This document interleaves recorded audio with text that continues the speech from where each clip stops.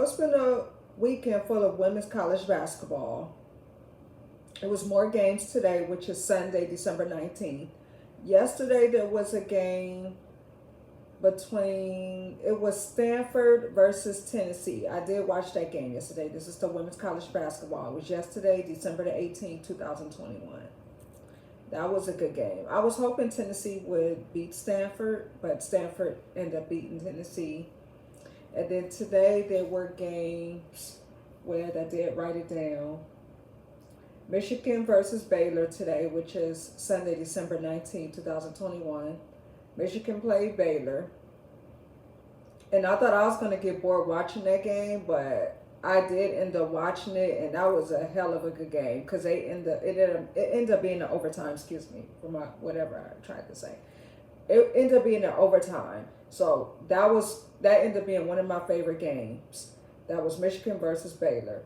Michigan ended up beating Baylor, but they were like neck and neck. So I thought Baylor was going to get them at first, but Michigan ended up getting them at the end. 74-68. That was a good game. I did enjoy that game, which I didn't expect to. Another team that played today was Louisville versus Connecticut. Louisville beat Connecticut. The score was 69-64. Louisville had 69. Connecticut had 64. And then the game that's on TV now, that I'm kind of watching, but I have a feeling Texas is going to beat them anyway. Because right now I'm looking at the TV, the score is 70-58. So it looks like Texas is going to win it all the way. So it's Texas versus San Diego right now.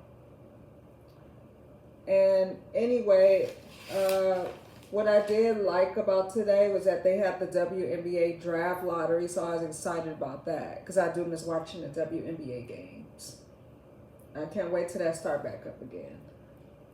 So I'll be talking about the Wnba draft lottery. So the only teams that I'm going to discuss today, because there were so many games on, the only games I'm going to discuss is Stanford versus Tennessee, and then I'm going to discuss Michigan versus Baylor. I would discuss more of Louisville versus Connecticut. I did watch that game, but I talk about Connecticut games so much. I want to talk about different teams for a change. But I did watch the game with Connecticut. They lost with Louisville, so that's about it. So first, I want to talk about the Stanford versus Tennessee game. So with Stanford and Tennessee, both teams were missing shots in the beginning of the game. It was really tough for them in the beginning. They both of the teams were missing shots. They were struggling to get the ball in the bucket. All I know was Stanford, they had bad defense at one point, maybe first quarter, and they picked it up maybe towards the end of the second quarter, third, so on. And I want to talk about this player named Brink, who's supposed to be one of their best players in the team, who they was expecting to, I guess, be the player of the game and score a lot of points yesterday. But I think she had a bad game. It wasn't her day yesterday because she maybe scored maybe 4 points, made both of her free throws, and then she had too many fouls and she ended up fouling out, so she really didn't play, a lot of minutes because she fouled out so quickly. I also want to talk about the Hull twins. I know the Hull twins, they're good players. They were mainly scoring most of the points. I know in the beginning of the game, I wouldn't say both of them, but one of them was scoring more than the other. Her name is Lexi Hull. She was scoring a lot of points in the beginning of the game. And her sister, who was a twin, I'm not sure if she scored points. She could have scored 2. But I know it was either both of them were scoring most of the points or just one of them was scoring most of the points. I also want to... Okay, and another thing I want to talk about with the Hull twins. I know Lexi Hull, she was making a lot of jumpers, and then she scored a 3-point shot. There's another player, Hannah Jump, is one of the best 3-point shooters on the team. And they were saying that she's a great 3-point shooter. Another player, Prepto, I think she's the girl that has red long hair. Prepto made, I think, three-point shots. So Stanford have a lot of good three-point shooters. They're good for that. And one of their top players on the team, Haley Jones, of course, she goes in the paint 2 times in a row. The first time she goes in the paint, she gets fouled. She gets to do free throw shots. Another time she goes in the paint, which is smart when you go in the paint, because sometimes when players play, they go in the paint, they don't expect to make it. They try to make it, but you know, the trick is to go in and try to get fouled. So you could go in the free throw line. And then when she went in the paint the second time, she went in the free throw line again. So that was smart of her to do that. And she was good at assist as well. And one of my favorites she did when she had the ball and she did a turn in the paint and then she scores. Now I want to talk about Tennessee. I thought Tennessee, was going to actually catch up with them and, had a chance of winning. I was actually rooting for Tennessee. That's the team that Kelly Jolly is coaching. Well, she's Kelly Jolly Hopper now, but I remember Kelly Jolly when she played for Pat Summitt years ago. And she was a good three-point shooter when she was on the team. So with Tennessee, I think that one of their mistakes, in the game was that they didn't stop Hannah Jump from shooting three-point shots. That was one of their errors in the game. Just preventing some of the players from Stanford from shooting three-point shots. That's what they messed up on. And then we have Sarah Puckett. She's on Tennessee. She shoots maybe 2 3-point shots. And there's another player called Miles. She should have shot more 3-point shots. I don't know if she shot maybe 1. But they also have some good 3-point shooters on Tennessee as well. They should have tried to just shoot threes. And then in order for them to keep up with Stanford, they should have prevented, like I said, Hannah Jump from shooting the 3-point shots. And there's another player, Horston. She's one of the top players. She makes 2 3-point shots, has good defense, steals the ball, gets fouled, go to the free throw line.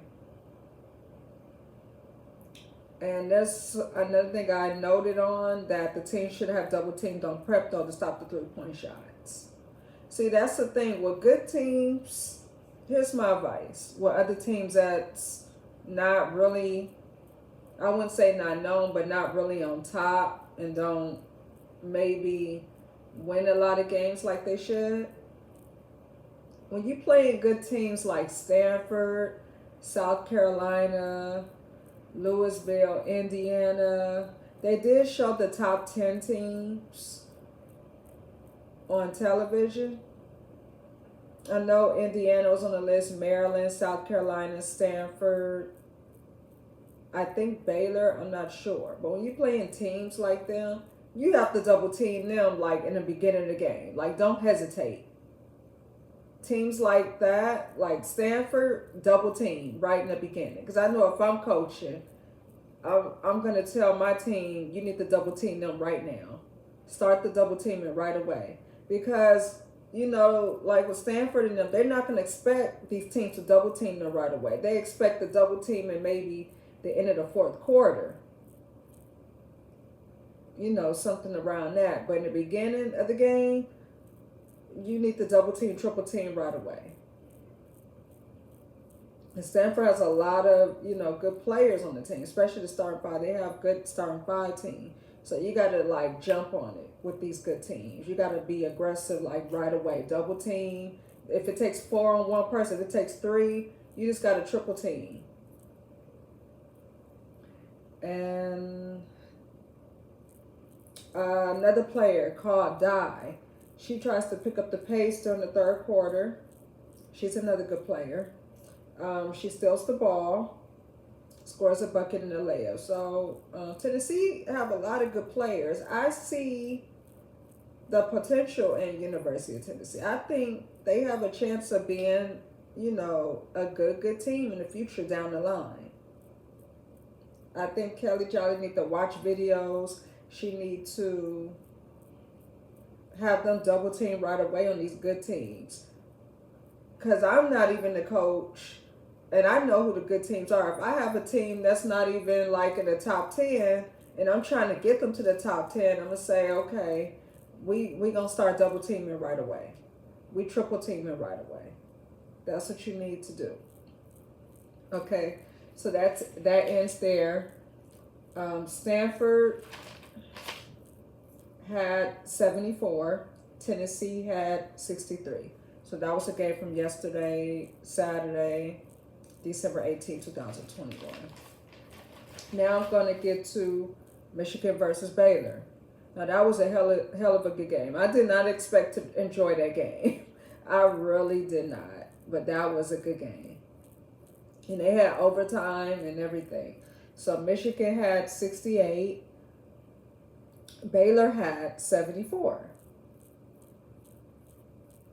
I would say the player of the game of Michigan. Now she's a very tough, aggressive player.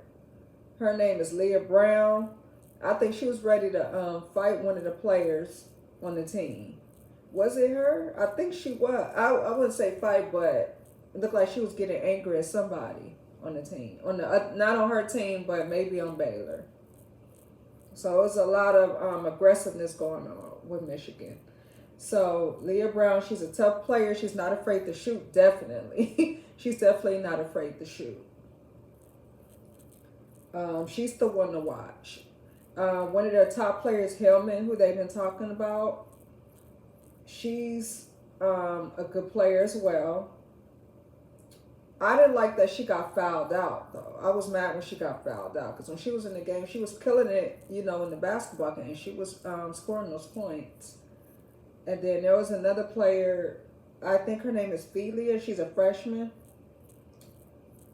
She's really good. She knocks down about 2 3-pointers. And Michigan, all I have to say is great teamwork, you guys. They did good working as a team on the floor. Now I want to get to Baylor. With Baylor, there's a lot of missed shots and turnovers. There's a player on the team, her last name is Bickle. Shot 2 3-point shots. I don't know if she was in the starting 5, but if she's not, she should have been in the starting 5. Now, Lisa Smith, as usual, all I have to say is she has good ball handling skills, and she shot 4 3-pointers. So she's a good player as well. And that was a good game. Michigan and Baylor. It ended up being overtime. And then after the overtime, Michigan ended up beating them. But that was a great, great game. Now I want to talk about the Wnba draft lottery. So these are the teams that will find out if they will get the number 1 pick. So they had Indiana Fever, Atlanta Dream, Washington Mystics, and Dallas Wings. So the first pick ended up being Washington Mystics. They end up having a chance to have the first pick when it comes to the WNBA draft next year. For the second pick, it'll be Indiana Fever. Third pick, Atlanta Dream. Fourth pick, the Dallas Wings. Now, here's the thing. I know that, they all was, the ones that were like the second, third, fourth pick, they all wanted the first pick. But if you don't get the first pick, don't worry about it. Because just because Washington Mystics have the first pick, that don't mean they're going to be the best team in the world. It really don't mean nothing. You could have the 10th pick, and your team may be number 1. You may get, a rookie that's good and have the 10th pick, but your team may be on top. So I wouldn't really, it doesn't really matter whether you have the first pick, the third pick, or the 10th pick. It's not going to make a difference. It's really not. It's not going to take that one rookie to win the team. It takes more than that rookie to win the team. That rookie's going to have team players. There's still going to be veterans playing on the team.